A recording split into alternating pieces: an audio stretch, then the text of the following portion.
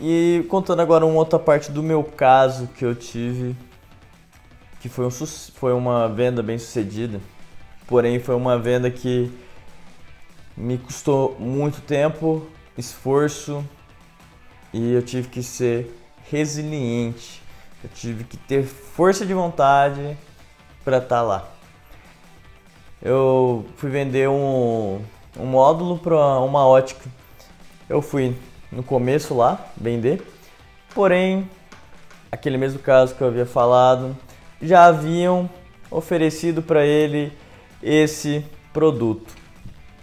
Venderam esse produto para ele e ele não aceitou porque ele achou caro, e depois essas pessoas nunca mais apareceram. E, salvo engano, teve algum problema que eles pegaram o dinheiro dele para fazer a tiragem, não conseguiram fazer a tiragem, a produção dos sacos de pão. E lá eu comecei a pensar, esse cara é um bom cliente para mim, porque se eu convencer ele, quer dizer que eu sei vender. Fui, tentei, saí a primeira vez de lá sem nada. Comecei a bater nos outros comércios, vendi alguns. Depois de mais ou menos um mês, eu voltei lá novamente e tentei convencer ele. E toda vez que eu passava no caminho, eu ia lá conversar com ele.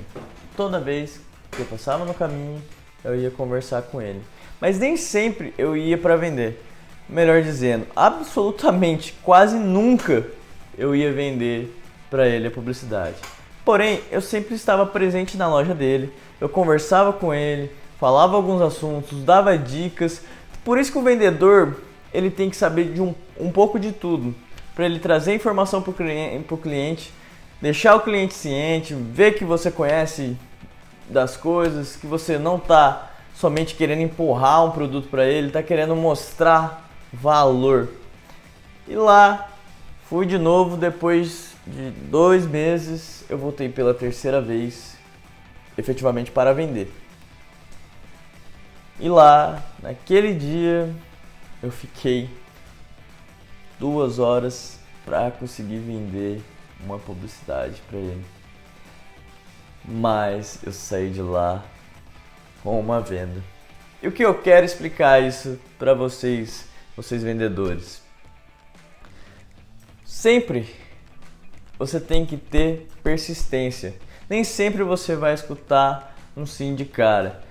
Porém, se você começar a trazer assunto, você ser conhecido, você trazer valor para o seu cliente, possivelmente você consegue fazer uma venda, você consegue reverter.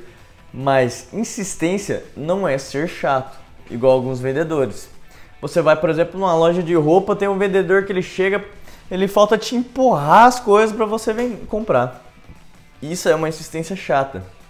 Mas quando você insiste de uma forma menos incisiva, trazendo para ele um valor, olha, eu quero te ajudar, olha, você poderia fazer isso para melhorar, fazer aquilo, você precisa de alguma coisa, olha, eu tenho tempo disponível para estar fazendo isso para você, eu posso te ajudar, eu posso estar fazendo isso. E foi mais ou menos dessa forma que eu consegui trazer esse retorno para esse cliente. Foi assim que eu trouxe um retorno para ele positivo. Depois disso, ele tornou um conhecido, colega, amigo. Depois que eu fiz essas vendas para ele. Por quê? Porque eu não sumia, eu não esquecia, eu sempre mantinha contato com ele e trazia informações relevantes para ele, trazia valor para ele. E esse é um grande problema de grandes empresas e também dos vendedores. Que depois que o cliente compra o produto, o pós-venda é nulo. Praticamente você esquece o cliente. Porém, você não se lembra que esse cliente, ele é um potencial cliente novamente. E fora